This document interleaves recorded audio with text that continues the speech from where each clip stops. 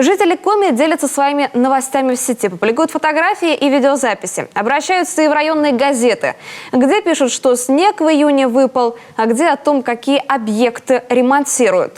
О чем еще в эти дни говорит вся республика, знает моя коллега Виктория Денисова. С теплым летом поздравляют друг друга жители Севера. С иронией, конечно же.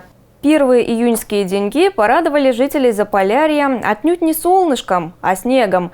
1 июня – День защиты детей. Воркута. Комментаторы в свою очередь пишут, мол, нашли чему удивиться, как будто на юге живем. Такое не впервой. Тут же и зимние забавы. Выглянул в окно, а там дети в снежки играют.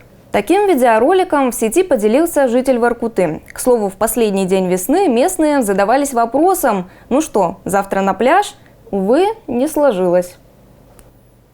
Исполнить музыкальное произведение, быть может, просто по клавишам пощелкать, скоро вновь станет возможным. В столичный Кировский парк вот-вот вернется пианино. Его установят на прежнее место, в беседке, ко Дню России. Впервые инструмент появился здесь 2 года назад, вот только относились к нему небрежно, да и погода не пощадила. Требовался ремонт. Теперь он как новенький, ждет не дождется своего часа.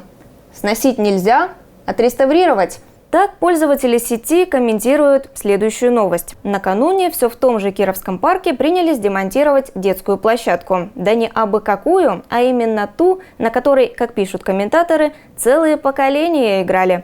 На месте старых фигур хотят сделать новую игровую зону. Вот только новость эту некоторые горожане восприняли не так радушно, ведь можно же было просто починить.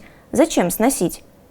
Ну а мы ждем ваших сообщений в группе телеканала Юрган ВКонтакте, чтобы поделиться ими со всей республикой.